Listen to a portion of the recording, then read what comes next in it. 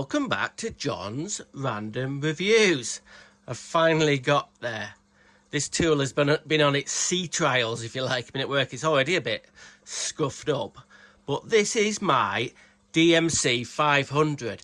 Now, hang on a minute, you might say, hang on a minute, John, you've got that wrong already. It's the DMC 300.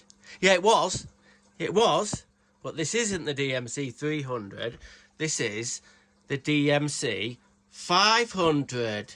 That sticker doesn't look very good. Didn't want to leave it as the 300 because this is, in my opinion, a lot better. A lot better for me. I did this project for me. I'm not saying to everyone, done quite a lot of, messing about with this tool to get it.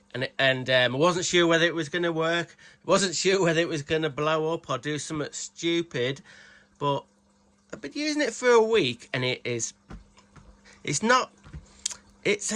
awesome. It's not absolutely amazing. It's just down a bit. It's awesome. I love it. I've been using it quite a lot.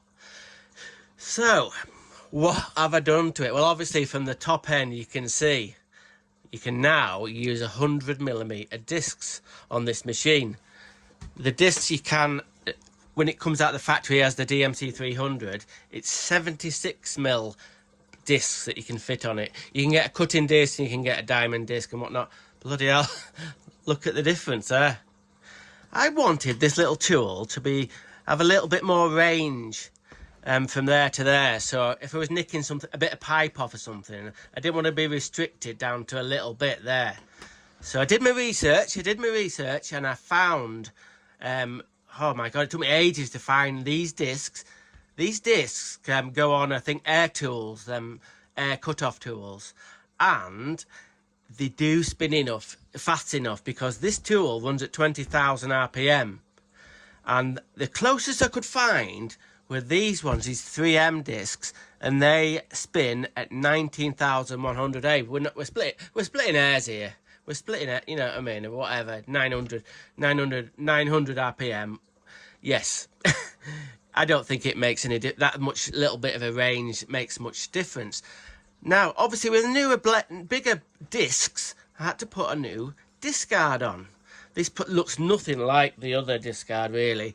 And how I've made it is I've got 215mm grinder discs, and I've welded them together. Well, I didn't weld them together. My mate Steve, a local welder, welded two bits together. And at the back, the bit there, it's welded onto the old sort of connection bit for the original cover had like looped around it, has screws on it there, and I've welded that bit on as well. So it's all, and it's actually, come on. I know it's a bit daft putting a bigger blade on it, a disc, I mean, but I'm being safe. It's only early February, and I'm already being safer-ish. But yes. Right, what else have I done? It's pretty... Another thing is obvious what I've done. If you're familiar with this tool, it doesn't do this. It was no way, because the battery compartment here, you can see on the picture there, it goes off at an angle, not 45 degrees, but it doesn't stand up. It falls over. And as you can see, it stands up perfectly, even without the bloody battery on. So what have I done? Well, I've cut the clamshell. You can see it there. You can see where to tell the truth, right, I haven't done a very perfect job of this. And I would like to have another go at it maybe one day to actually buy a new clamshell and have a better attempt at it. Because I sort of did it twice.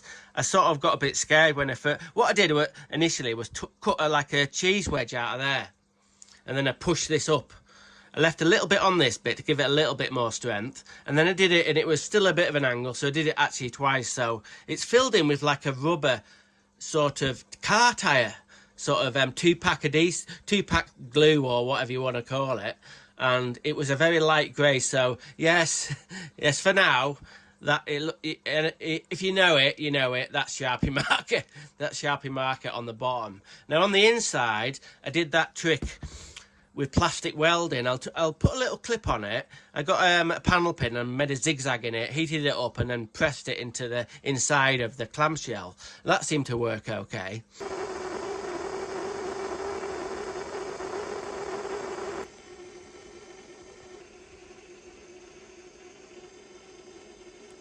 Right, so in the previous videos I've said I wanted to get this bit here sort of tighter to the actual disc. So what I've done, I've made that, you can see that's quite tight, that. There's not a lot of space. I couldn't have really pulled that back anymore. To get a little bit more here though, what I've done is had an Allen key there, cut that off and made 2 flats. So next thing you're saying is, well, that's going to be a ball ache getting that off, changing the disc, because you've got to get an adjustable spanner. No, hang on a minute. No, you don't. I've bloody thought of everything. Look at this at the bottom where the Allen key used to go. I made this. This is a John's random fabrication.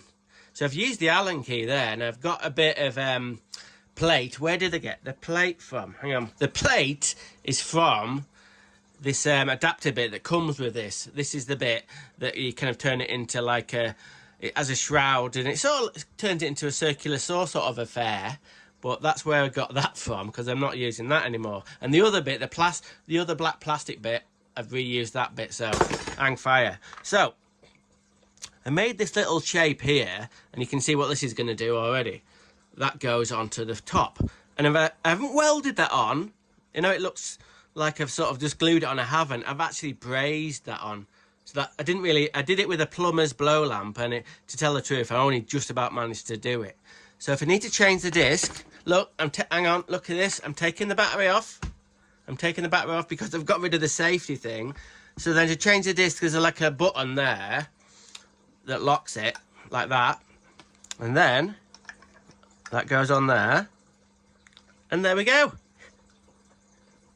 Easy peasy. So that's locked in there. I'll put the tool back in there. What do you reckon? I'll put the battery back on. Right, I'm going to do a little bit of cutting in a bit, but let's talk about how it went this week. For little cuts through nails or little pipes, 15mm pipes, is absolutely brilliant. Now, there is a tiny little bit more vibration. Obviously, you've got a bigger disc, and yeah, it's noticeable a little bit. But as regarding the sort of like power of it, I don't know, it seems the same to me. But without having a bigger disc, it is putting more strain on the motor. And the motor's got like a cut-off. So if it feels too much under strain, it stops it. And when I was cutting some 22mm copper pipe, when I was cutting it, it was nipping onto the disc. It was nipping and then it was stopping it. So I thought, right, okay. With having a bigger disc, it's more likely to kind of get sort of like to operate the sort of overload part of it. But if it does it, you'll just have to what you have to do is just wait a few seconds, and then you can press the trigger again and off you go. But that is a little bit of a failure point, really. But it's kind of expected, really. And to be honest with you, like I've said, I think I've said before that I'm only going to use this very frequently for that one-off little special jobs that you just need to get in a corner and nick a little bit off. I have been using it this week. Sometimes these is an 1.25" elbow, solvent weld elbow, and sometimes I just need to half the socket if I need to get some fittings close together. And this machine is absolutely brilliant, just zips round it. Because it kind of goes twice as fast as a normal grinder, you get a better cut for some reason, and less sort of melted plastic. So that's pretty good. So, in regarding a little Makita grinder, you can say, oh well, if you've got a disc that big, you might as well just go up to the next size Makita grinder, which is this old dog. This old dog, the old what's it called? God, I can't remember. I can't believe I've forgotten the name. Oh, DJA 452. This has been out about fucking 15 years or something, nearly 14 years. And I thought, oh, this is I thought, oh, this is maneuverable. This is great. I do use this if I'm in a tight spot, and you can use it one-handed. But comparing this and this, it's just worlds apart. This is just, it's only a little bit lighter, but maneuverability, oh my, it's an absolute beauty. This just seems like, oh God, ancient now. This seems absolutely ancient. And then if you wanted to get a grinder sort of like the brushless one, I've only got the X-Lock one, which has got a bigger head. But this thing is bigger altogether. So this bloody massive thing, and then this, hang on, and then this, yeah, that, then that, and then you need to just do a tiny little bit of cutting. This is absolutely brilliant. Now, in regarding me messing about with the clamshell and pulling it sort of parallel with the top, nearly, I thought, oh, it's going to throw the balance off. You know, it's going to throw the balance off. Let's just put a bigger battery on and see what it looks. So, as most folk will have one of these size batteries. These ones, you won't see, bloody hell, they're more expensive to buy these little ones than the big ones, because no one uses them anymore. But I think they're great for these little tools. But most folks will be using it, and still, it's really good. Yeah, your bottom of your hand just catches on there a little bit, but yeah, what's the problem? When you're cutting it, you can't tell any difference. I don't know why they did it, but my DMC. Oh, is it DMC? Yeah, my DMC 500. It's an improvement, I think. I'm getting that big battery off the bloody starters. I'm putting me little battery on there. Isn't it a beauty? What do you think of my adaptation? I think it's bloody amazing that this tool is relatively new, and obviously the boffins at Makita must have spent bloody months and months designing this thing, and then just going to production, and they think, oh wow, everyone's gonna love it. I bet they never bloody dreamt that some dude from England would take it apart immediately and alter it. They won't like it. They definitely won't like it. But anyway, it doesn't matter. It's for me. It's not. I'm not doing this. Oh, you can do it too if you wanted. If you were daft enough, you could. Because I think I've improved this machine definitely quite a lot, and I'm going to use it probably maybe every day. Every day. Yes, it is not quite as safe as the factory one regarding this bigger disc, but I haven't managed to shatter one yet. I'm going to do some more testing, I think. But the next thing I need to talk about is a problem with not just this little cut-off tool, but other grinders, small grinders with these thin discs. When I've got this one, this grinder. Now, normally, honestly, the only reason this doesn't have a disc guard on it, because I took it off and made it into that one. So I'm going to get a new disc guard for this. So this Makita grinder, it lives in the toolbox with all my other drills and stuff, and I don't chuck them in. No, I don't chuck them in. I place them in. But if these grinders have the thin discs on, they tend to snap off. You have to be very, very careful. Even with the guard on, just because half of the actual disc is still showing, and it doesn't take much to snap them off. Not this one, obviously. Not this one. But it's the same with this. And I've made it a little bit more fiddly taking the actual disc off with my adaptation. But they don't come with a quick release. I did try and figure out how to put a quick release on this, but I couldn't. It was bloody hell, it was giving me brain ache. So I wanted to put this in the toolbox with my other tools, but I thought, oh my god, that's going to get snapped off. Obviously, I'm going to take the battery off it. Yeah, whoops. Anyway, so what I've done, if I can find it, oh, it's here. What I've done is use this off the this bit goes onto the metal bit. So this has been adapted, and it's got it's got some felt in there to catch there, and I'll show you what happens. It's got a hair grip for the real Heath Robinsoners. Watch this. That goes on there, and it swings round, and you might have been wondering what this little screw or little bolt's for. Well, that goes round like that. So then I can just put that in the toolbox. If it gets a bit knocked about, it can't damage the disc. So I can get it out of the toolbox, take this off, and put my battery in, and I'm ready to do some cutting. So there we go. What do you think of my amazing DMC 500, not 300, 500. Do you think I've done a good job? Do you think I'm absolutely mad as a box of frogs? Or do you think it's the kind of thing that, I don't know, if you can improve something and you're a bit of a tinkerer like me, I couldn't resist, and I'm really... This project here, right? This project I've done is, since I've probably started really kind of like taking makita tools apart, probably been 3 years. This is the project probably that I'm most pleased with. I'm really stoked. Really stoked with it. Apart from that that could have been better, that bottom bit. But everything else, I'm looking forward to using this at work. Right then, let's give it a go on this little bit of thin steel tubing. Goggles on.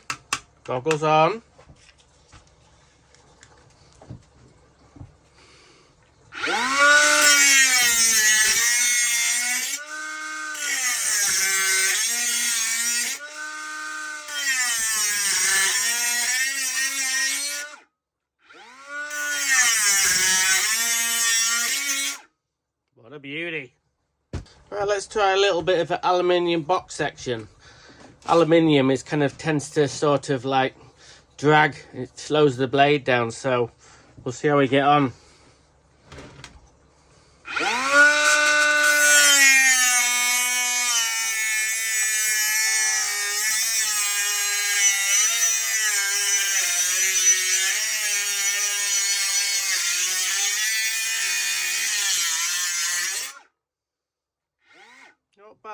Not bad.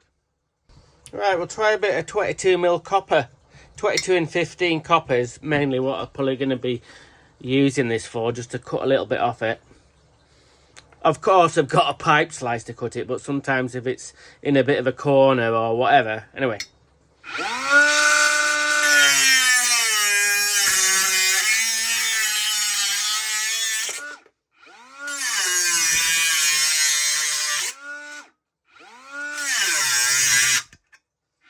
See it cut out then.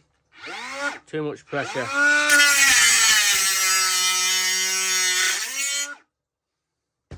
Now then, this is going to be a bit of a test.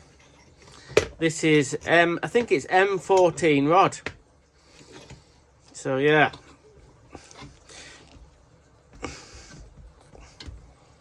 See how we get on with this.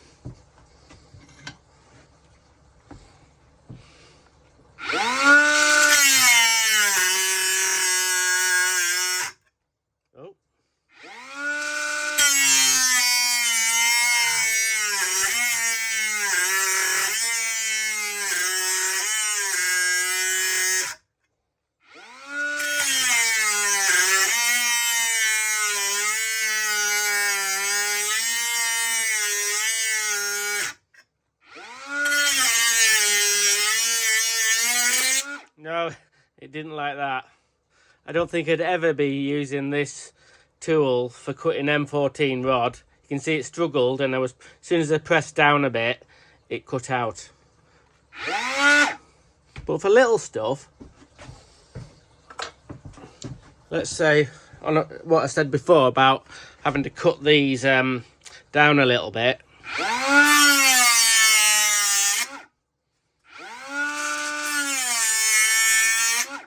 Okay, thanks for watching. Random is rad. Rock on.